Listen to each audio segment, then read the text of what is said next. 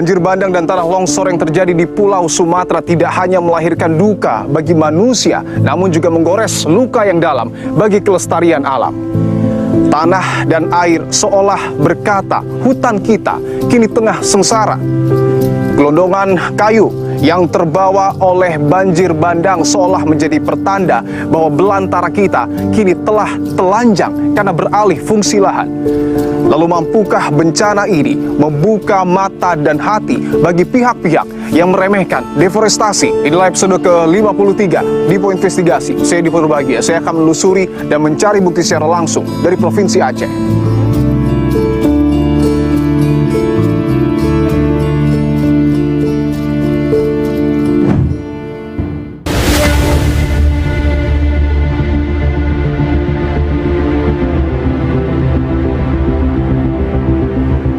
Ini apa, Pak? Iya, rapat sekolah. Kena banjir. Tebal sekali ya. Lumpurnya. Tapi lambang Garudanya masih terlihat.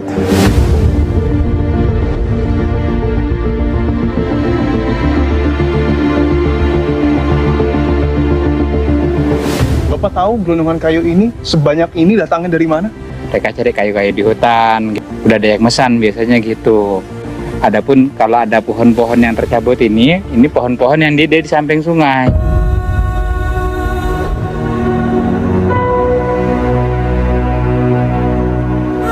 Kalau bisa bantuan bersihkan inilah kayu dengan alat berat ya kan. Kami nggak bisa ngomong lagi. Kami udah capek nangis.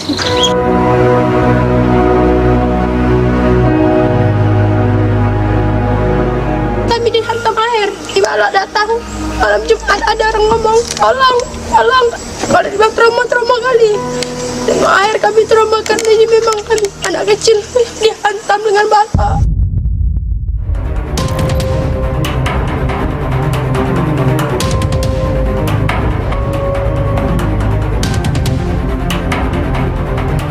Kalau ini perusahaan apa sih, Pak? Ya, Perusahaan apa ini? sawit. Nah, Oh, sawit. ini pabriknya. Sama karet. Nah, ini begitu order masuk ini perubahan sawit. Tapi berarti udah bisa beroperasi belum untuk kebanjiran? Udah, Oh, udah. hari ini mulai. Saya akan coba datangi ya perusahaan sawit.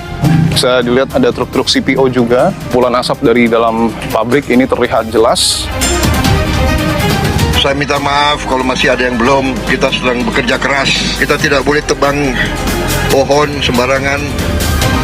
Saya minta pemerintah daerah semua lebih waspada, lebih awasi. Ya, kita jaga alam kita dengan sebaik-baiknya.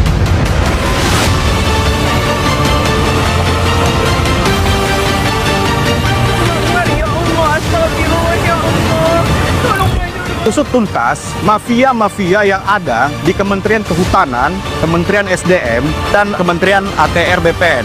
Karena status lahan perusahaan-perusahaan yang ada di situ itu sangat bergantung pada kebijakan mereka. Pak Presiden sendiri yang memerintahkan tindak semua, siapapun di belakangnya.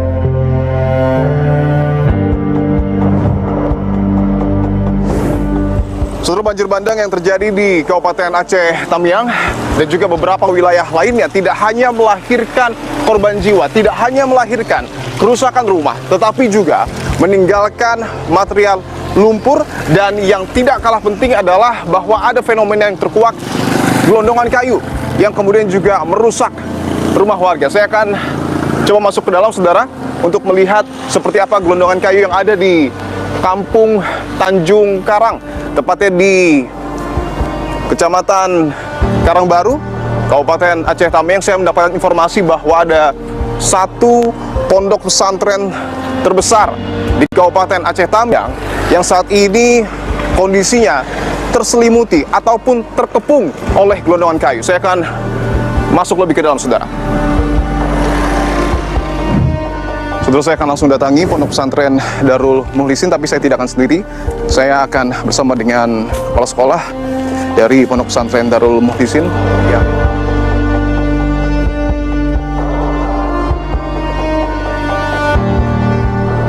Assalamualaikum, Pak Mahmuri. Waalaikumsalam. Gimana kabar Pak, sehat Pak? Alhamdulillah sehat. Alhamdulillah baik. Pak, saya izin konfirmasi, ini rumah Bapak? Ini rumah kontrakan. Rumah kontrakan? Rumah kontrakan. Akhir November lalu juga tersapu banjir? Iya. Oke, boleh saya lihat ke dalam Pak, kondisinya seperti apa? Oke, kurang lebih seperti ini ya Pak ya? Iya. Oke.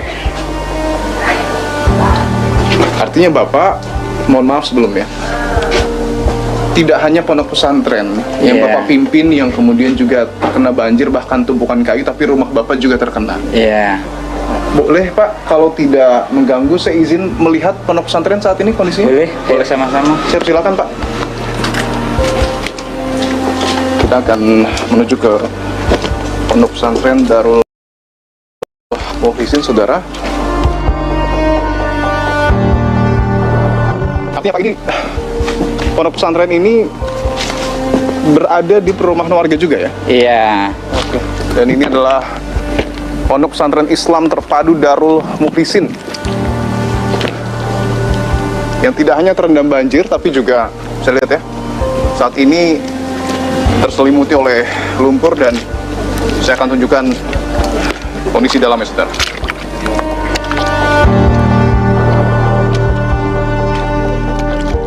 Tinggi lumpurnya di depan dari pondok pesantren masih sangat tinggi.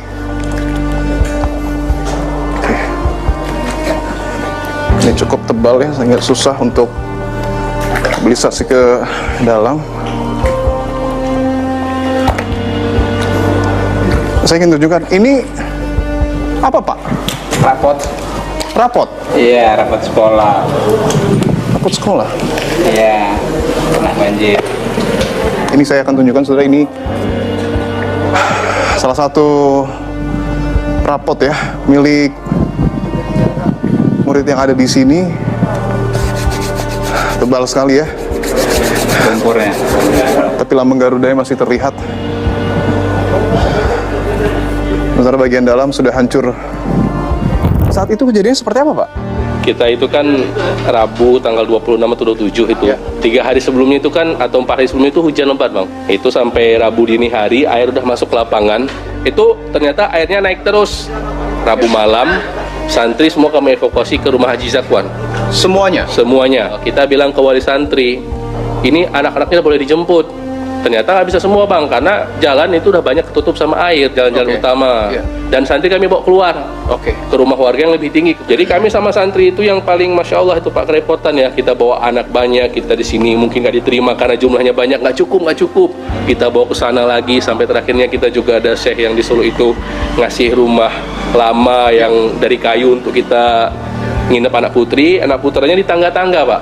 Santri saat itu jumlahnya berapa Pak? Jumlah santri yang putranya 30-an, yang putrinya 80-an. Semuanya, mohon maaf, selamat? Alhamdulillah semuanya selamat.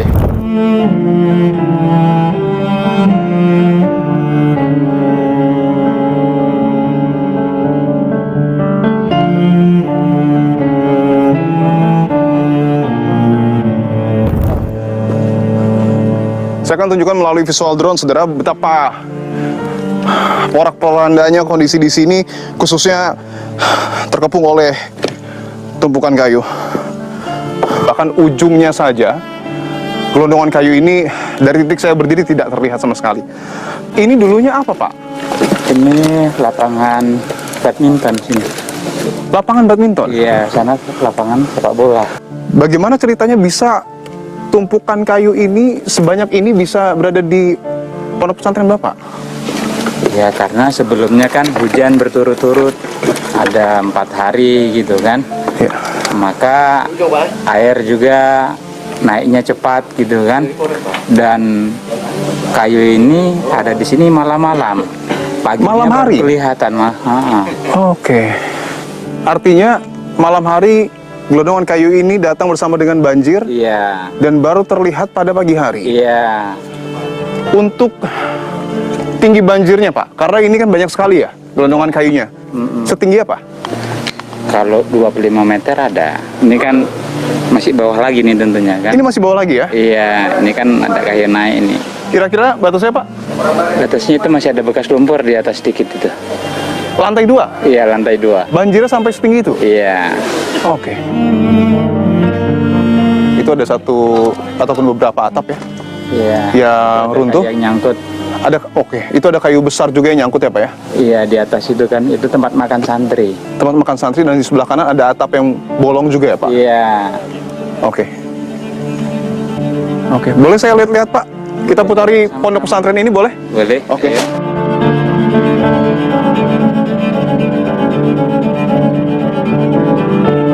Ini adalah gawang ya, gawang yang tadinya berada di lapangan bola, tapi masuk sampai bahkan ke lorong dari pondok pesantren Darul Mukhlisin. Saya akan coba masuk ke dalam, saudara. Oh. Ini lumpurnya lebih dalam lagi ya Pak ya? Iya. Selutut juga. Selutut ya? Iya. Oke. Oh selutut betul.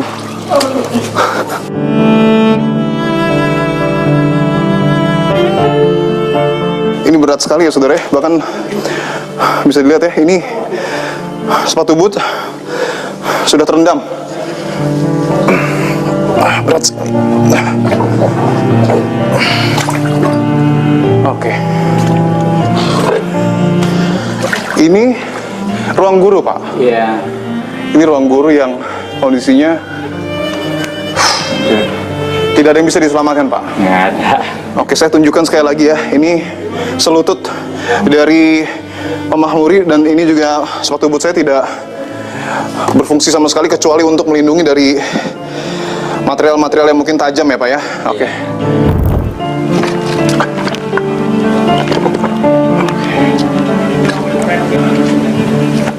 Ini bisa dilihat ya, tumpukan kayunya sangat banyak dan tidak hanya lumpur yang menyulitkan untuk melihat pondok pesantren ini, tapi juga kayu ini tentu menjadi tantangan yang sangat besar. Tidak hanya untuk dibersihkan, tapi juga untuk akses dari pihak-pihak yang ingin mungkin saja mengambil barang-barang mereka.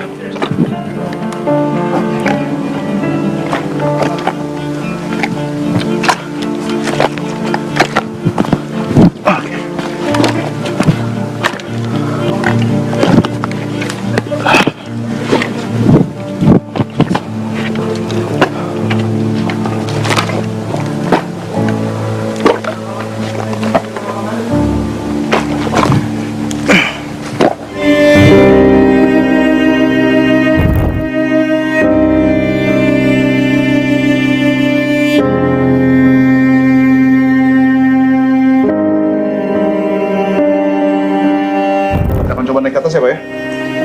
Aksesnya ini ya Pak? Iya, dari sini ada, dari sana ada. Dayangan Pak. Iya. Ini harus berhati-hati ya karena masih tertutupi lumpur dan tentu masih ada material kayu.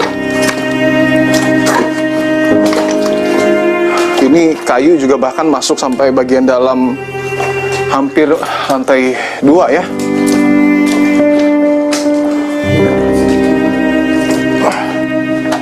Oke, dan ini adalah lantai 2 dari pondok pesantren Darul Mukhlisin yang bahkan juga masih tertutupi lumpur. Bekasnya Pak, tinggi sekali ya. Lantai 2, bisa lihat ya. Bahkan sebagian kepala saya, bagian hidung. Tentu. Oh ini bagian apa Pak? Kamar. Kamar ya? Iya. Oke, saya akan coba tunjukkan ini bagian kamar dari anak-anak yang sekolah di sini. Kasur, lemari, dan beberapa peralatan lainnya hancur. Oke, dan ini di lantai 2 ya. Oke. Saya akan tunjukkan lagi ya beberapa. Oh itu masih ada pakaian ya. Iya. Pakaian dari santri, ada sepatu juga.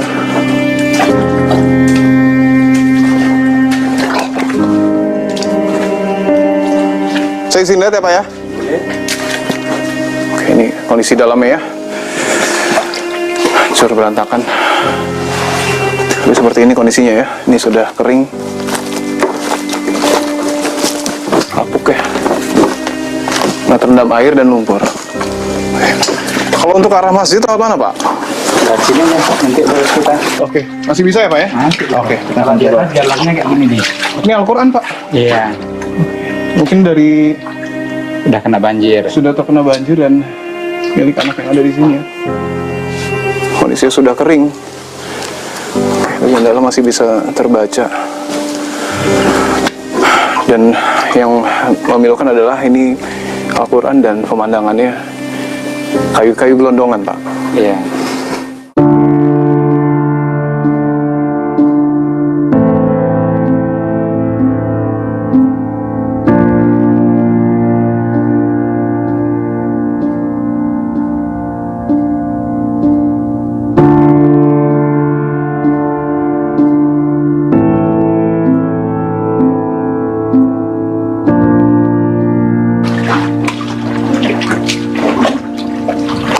Itu lagi ada santri, lagi ambil bajunya. Oke, ini ada, bisa dilihat ya, itu ada 2 orang santri yang sedang mengambil baju. Dan barang. Ada yang bisa diselamatkan baju-bajunya? Basah semua? Tadi yang bisa berhasil diambil? Yang bagus-bagus? Baju? Handuk? Ya, ini baju yang sudah dimasukin ke plastik ya. Tapi ini kondisinya masih basah? Masih lumpur. Masih lumpur? Ya. Pernah terbayang tidak sebelumnya akan jadi seperti ini? Nggak terbayang. Tidak terbayang sama sekali? Oke. Baik. Semoga ini bisa segera pulih kembali ya. Makasih ya. Bisa ditunjukkan ini masjid yang terkepung oleh tumpukan kayu. Saya akan coba masuk ke dalamnya, lihat kondisinya separah apa.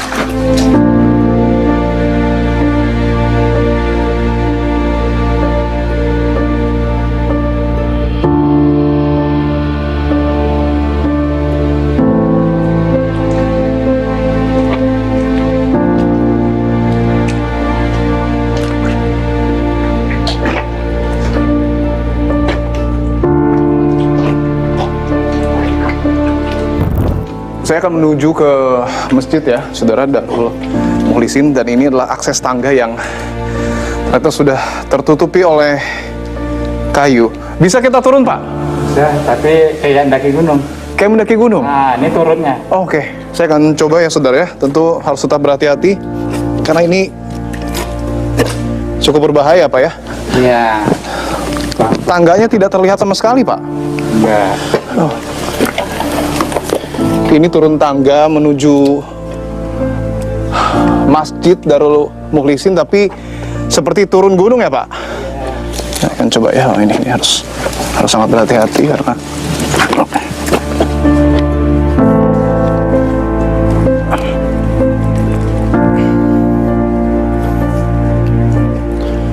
licin dan banyak kayu ya. Betul-betul seperti menuruni gunung Pak. Tapi ini menuruni tangga dengan gelondongan kayu.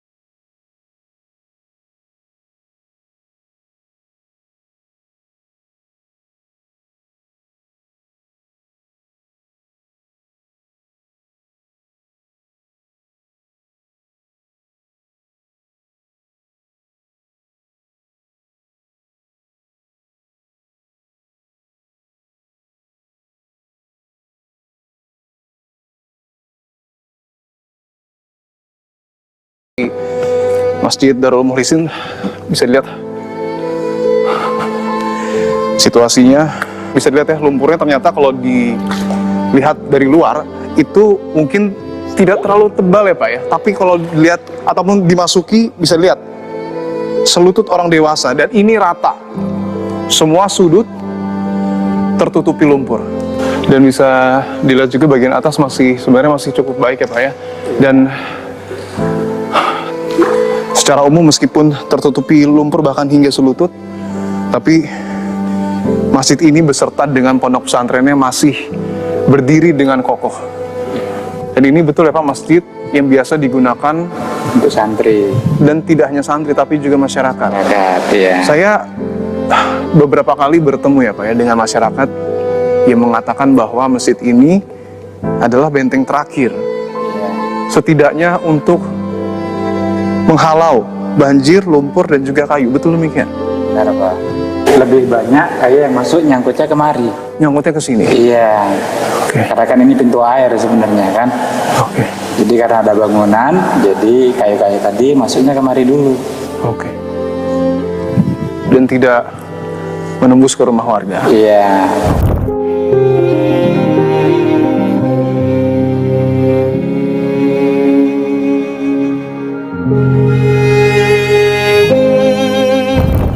Menurut Bapak, berapa lama Pak waktu yang dibutuhkan untuk menyelesaikan persoalan ini semua? Untuk membersihkan pondok pesantren Bapak? Kalau tidak ada bantuan dari pemerintah tentunya, mungkin ya bisa 1 tahun KBM tidak berjalan. Bapak tahu gelondongan kayu ini sebanyak ini datangnya dari mana? Sini kan kalau di hulu sana, masyarakatnya rata-rata memang penambang kayu. Mereka cari kayu-kayu di hutan gitu. Udah ada yang mesan biasanya gitu. Adapun kalau ada pohon-pohon yang tercabut ini pohon-pohon yang di samping sungai.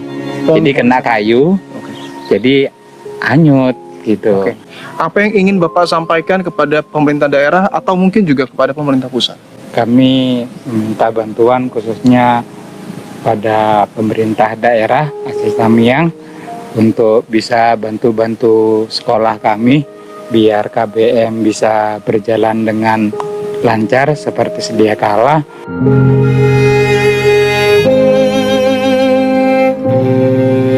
Saudara, saya tunjukkan itu ada garis polisi yang sudah dipasang ya di gelondongan kayu. Pak Yuki, izin Pak, Dipo Pak dari Kompas TV Pak. Boleh ngobrol sebentar Pak? Boleh untuk prosesnya saja, ini kan sudah di garis polisi. Saya kemarin sudah beberapa hari ke sini. Ini apa yang dilakukan oleh Mabes Polri?